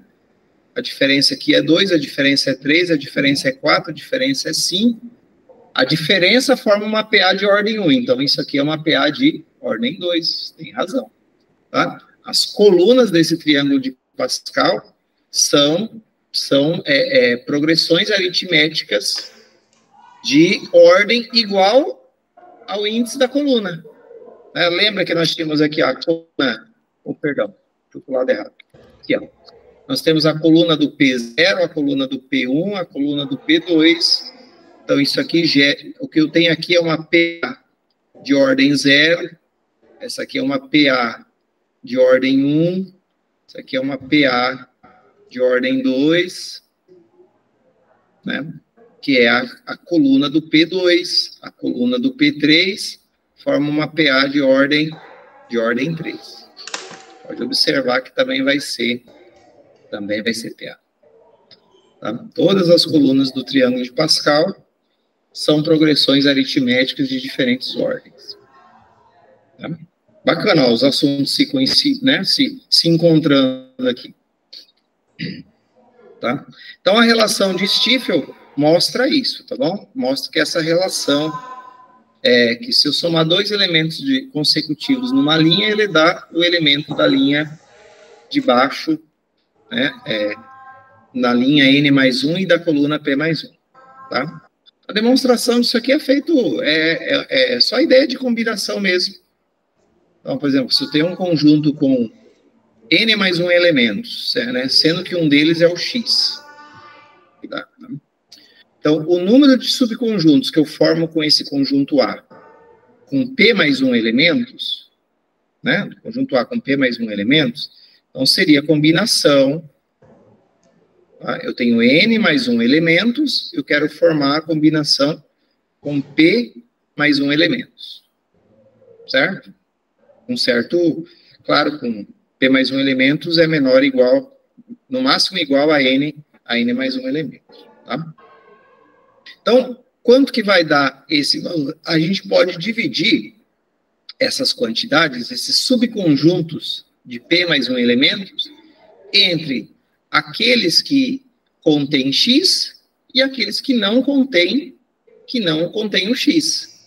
Né? Então, esse número é igual à soma do número de subconjuntos nos quais o X participa, tá? Que seria, então, a combinação de N elementos, porque eu já estou botando o X lá dentro, então eu só vou escolher os outros N elementos, né? Dos outros N elementos, eu vou escolher P P deles para colocar junto com o X e formar P mais um subconjunto, né? Conjuntos com P mais um. Que eu já botei, fixei o X lá dentro, vou só escolher os outros P para completar. Tá? Então, eu divido esses subconjuntos naqueles em que o P está e naqueles em que o P não está, né? Então, aqueles em que o P não está, eu tiro que o X não está. Eu tiro o X desse conjunto, não tenho mais esse X aqui. Então, dentro desses N elementos, eu escolho os P mais 1 para formar subconjuntos com P mais 1. Tá? Então, a soma desses dois gera isso aqui, é justamente a relação de Stifel, tá? Na ideia de que formar subconjuntos com P mais 1 elementos desses N mais 1 elementos é somar aqueles em que o X participa e aqueles em que o X não participa. No X aqui, um elemento só para olhar do ponto de vista da análise combinatorial.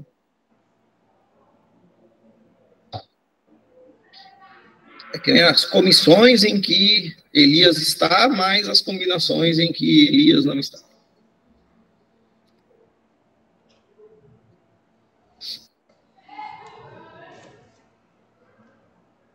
A própria relação de Stifel, Elias, é que vai garantir que aquelas colunas formam progressões aritméticas de diferentes ordens, né? Que a relação de Stifel fala o seguinte, fala que a soma desses dois gera esse aqui. Ok? Agora, se eu passo um deles subtraindo do outro, né? Se eu passar isso aqui, ó. Se eu passar isso aqui para o outro lado, subtraindo, tá? Tirando do outro, eu tenho isso aqui, ó. Combinação de NP, tá? É a combinação de N mais 1, P mais 1, menos a combinação de N, P mais 1. Certo? A combinação, lembra a relação de Stifel era combinação de NP, que era as que o X configurava nos subconjuntos, mais as combinações em que o X não configura, vão dar todas as combinações com P mais 1 elementos a partir dos N mais 1 elementos do conjunto. Tá? Então, quando eu passo esse elemento para o outro lado, eu faço essa diferença. Tá? Quando a gente olha isso aqui no triângulo, lembra que o N é a linha, P é a coluna. Então, eu estou na mesma coluna, subtraindo dois elementos de linhas diferentes, né? De linhas consecutivas. Certo? A linha de baixo menos a linha de cima. Né? Linhas, esses aqui são linhas. Ok? Então, se eu voltar lá no triângulo, ó, ele está pegando... Agora, esses rabiscos aqui não estão me ajudando. Né? Vou apagar aqui. Agora, queremos olhar as diferenças, não as somas. Vamos arriscar. Ok? Então, ele está falando aqui, eu vou pegar o da linha de baixo, menos o da linha de cima, então é a diferença, por exemplo, desses dois, né, ó, CN mais 1, P mais 1, é o que está lá na relação de Stifel. Menos, passando, né, um dos termos subtraindo o outro, tá? P mais 1, mesma coluna, isso aqui vai dar o elemento que está na linha N, coluna P. Então, ó, estou na linha N, N mais 1, subtraindo esse por esse, vai dar esse. Está fazendo o contrário, né? Ao invés de somar e dar o 6, estou pegando o 6 menos o 3 para descobrir esse aqui. Certo? Né? 6 menos 3 dá esse 3. 10 menos 6 dá esse 4. 15 menos 10 dá esse 5. Está fazendo, olhando as diferenças de elementos consecutivos na coluna para dar um elemento daquela linha. Mas na coluna do lado, né? Coluna anterior, tá? Só que quando eu olho para isso aqui eu posso olhar como sendo um operador diferença, né? Os elementos que estão aqui nessas colunas formam uma sequência. Sei lá que sequência que é, tá? Mas vamos dizer que é uma sequência de termos a n. Então, isso aqui é o operador diferença da sequência n, aonde essa sequência teria como termo geral, né, uma combinação de N tomado de P mais 1 a P mais 1. Né? Esse seria o termo geral da sequência, que geram esses valores aqui, ó. Que, ó, no operador de diferença eu não tenho que fazer o AN índice, o A índice N mais 1 menos A índice N. Aqui, ó, é o N que está mudando, ó. Olha o Nzinho aqui, né? N mais 1 menos N. O P é fixo, fica constante. É só o N que está variando aqui. Né? Só N que varia, não P. Né? A sequência, o índice é dado em N, não em P. Ok? Então, quando eu olho para a relação de Stiefel, mas não a partir da soma de 2 da linha, de uma mesma linha para achar o da linha de baixo, mas subtração de 2 da mesma coluna para achar um elemento da linha na coluna anterior, eu estou fazendo a diferença de 2 termos consecutivos numa sequência, é o operador diferença. Então, todos esses elementos que estão aqui, né, esse aqui seria meu delta 1, esse cara aqui é meu delta 1, esse aqui é meu delta 2, delta 3, delta 4, todos esses valores vêm do operador diferença. Então, tem uma sequência dos resultados dessas diferenças. Tá? Como o resultado dessa diferença é uma PA de primeira ordem, quer dizer que o de lá é uma PA de segunda ordem. E esse aqui é uma PA de primeira ordem, porque esse aqui é uma progressão estacionária. Né? Ou uma sequência estacionária, constante. Tá?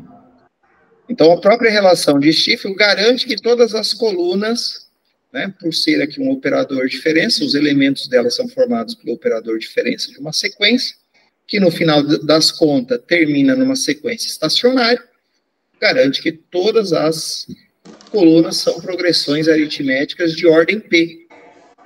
Né? Todas as colunas são progressões aritméticas de ordem P. Olha, que bacana. Isso a Globo não fala.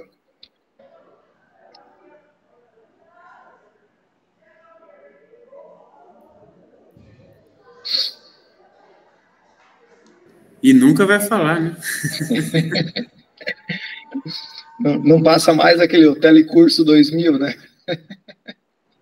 Geralmente uma TV, acho que TV escola, alguma coisa assim, passava alguma coisa, né? Agora não sei se tem alguma coisa do tipo. Nem sei se ainda esse canal funciona. Acho que a TV escola, não sei, ela foi absorvida pela TV Cultura, não foi? Eu faço a mínima ideia, eu não assisto televisão mais, então... Não sobra tempo para assistir alguma coisa, né? O tempo agora é das listas. O tempo é das listas. A gente vive para essas listas agora, né? Gente, agora é aquele bom momento daquela paradinha, né? Para tomar o cafezinho, porque tá perto de ficar complicado. E para ficar complicado, tem hora marcada. Pois é, professora, é 4h16. 4h16. A aula passada o senhor adiantou um pouquinho. Se vocês fizerem o café bem rapidinho, eu adianto mais um pouco. Então tá bom. Uns 15 minutinhos estamos de volta. Tá bom.